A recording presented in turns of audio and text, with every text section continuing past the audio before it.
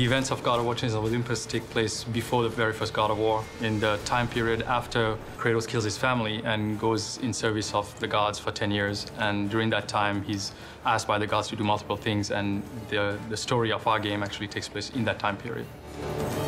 Following in the tradition of previous games in the series, the development team sought to put their personal spin on Greek mythology. I did a ton of research. I'm a bit of a history buff and a mythology buff as well. I found that if you're going to tackle a subject, you have to respect the subject. So we can't just do a facade of Greek architecture. You have to really understand what are the proportions, how big is the base compared to a column and compared to the top of it.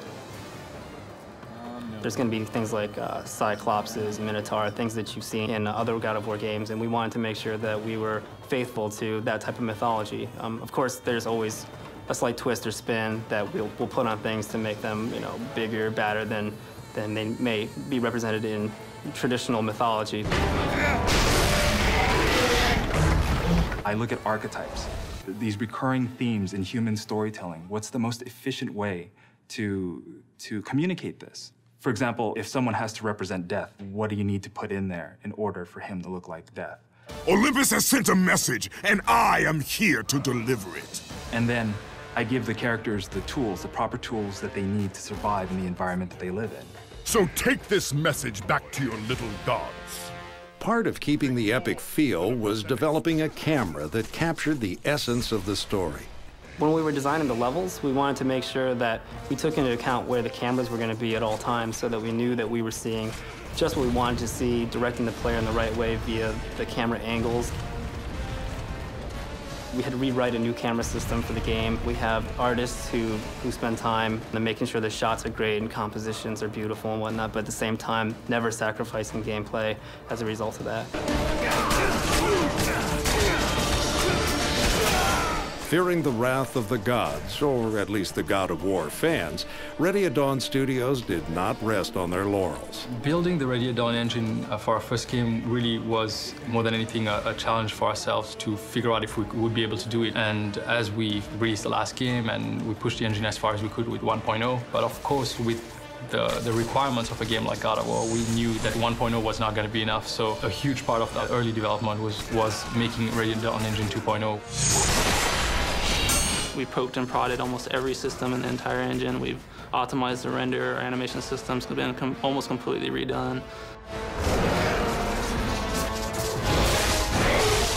As much as the first one helped us to start on, the foundations of a game, the second one will really show people a few things that this hardware is able to do. And I believe right now, I'm very proud to say that the guys here actually they have pulled off probably what's the best technology on PSP that's available right now.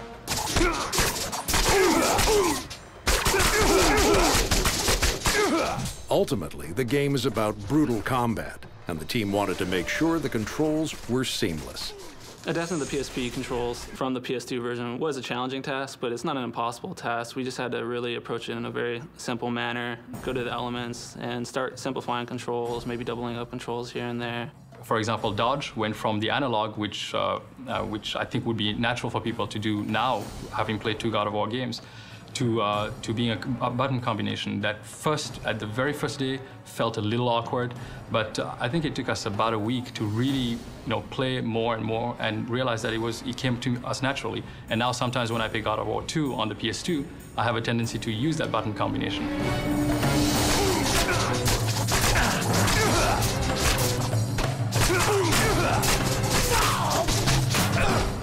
No matter what platform you're on, Kratos is all about rage.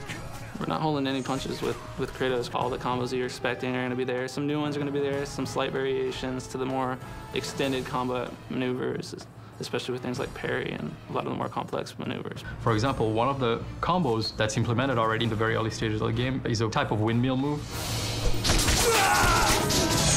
which is really cool because I don't think you've ever got that out of God of War really before. And what you get out of this is a very focused attack, something that you can target on one enemy that will do a lot of damage, but you have to be careful to use it in a big group, for example, because at the end of that move, you end up in a very vulnerable position. And what we wanted to give with that was a tactic, a strategy to use that move. The puzzles in God of War are definitely a very important element of the gameplay. There's a lot of action, and we need to break up some of that with some downtime. And one of the good ways of doing that is by giving the players something that they have to do where they actually have to exercise their mind. We range from simple puzzles where we have something as simple as to be able to progress, you need to pull a switch, but in order to pull a switch, you have all these enemies coming in, so you need to stop the enemies. It turns into a chain of puzzles. In this game, we have some very large, overarching story puzzles that force the player to actually come back and try something over and over again, you know, solving smaller pieces of a much larger whole puzzle.